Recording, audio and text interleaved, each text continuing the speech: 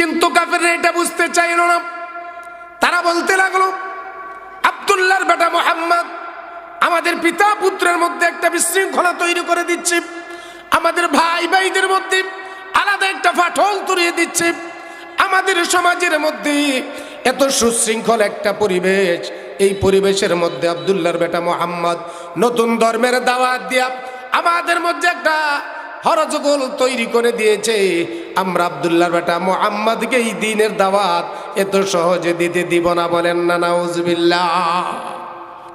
আল্লাহ বলে দিলেন, হাবিব আমার, আপনি যখন ইসলামের দাওয়াত দেওয়া আরম্ভ করবেন, আমি আল্লাহর পক্ষ থেকে কোরআনের দাওয়াত, কালিমার দাওয়াত দেওয়া আরম্ভ করবেন, আপনার আশেপাশের আপন লোকগুলো আপনার বিরোধিতা করবে, আপনার অত্যাচার নির্বিচার করবে, আপনার বিরুদ্ধে তার অত্যাচার স্টিম রুলার চালাবে। এই জন্য আপনি কি করতে পারবেন না, তাদের অত্যাচার স্টিম রুলার পাওয়ার পরে আপনি ক্ষান্ত হতে পারবেন না, পিছনের দিকে তাকাইতে পারবেন না, দাওয়াত বন্ধ করতে পারবেন না।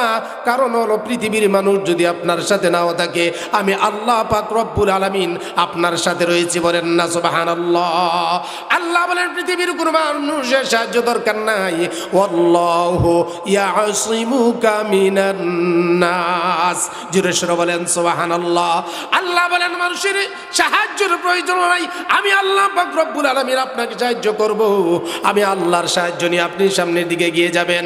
অবশ্যই অবশ্যই একদিন না একদিন আল্লাহর এই জমিনে আমি আল্লাহ পাক রব্বুল আলামিন আপনার মাধ্যমে দিন কায়েম করে প্রতিষ্ঠিত করব। কাফেররা একদিন আপনার কাছে মাথা নত করতে বাধ্য হবে। বলেন না সুবহানাল্লাহ। এই সূরাতুল আনকাবুত যখন নাজিল হয়, আল্লাহ রাসূল সাল্লাল্লাহু আলাইহি সাল্লাম একদিন কাবা শরীফের ওয়ালের সাথে দেওয়ালের সাথে ট্যাগ লাগাইয়া ঢালান দিয়ে এভাবে বসে রয়েছেন, সাহাবীরা সামনে বসা। আল্লাহ রাসূল দ্বীনের কথা, ইসলামের কথা বলতেছেন। ইন দা টাইম একজন সাহাবী ডাক দেয়া বলল, ইয়া রাসূলুল্লাহ, ইয়া হাবিবাল্লাহ, আপনি না বলেছেন আল্লাহর পক্ষ থেকে আমাদের জন্য সাহায্য আসবে?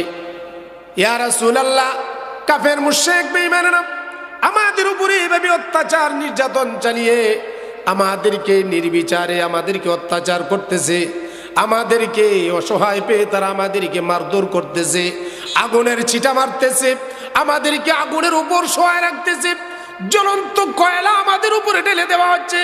ইয়া রাসূলুল্লাহ, আপনি না বলেছেন আমাদের উপরে আল্লাহর রহমত নাজিল হবে?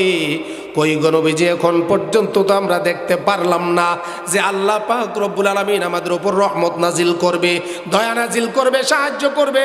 আল্লাহ নাকি আমাদেরকে সাহায্য করবে?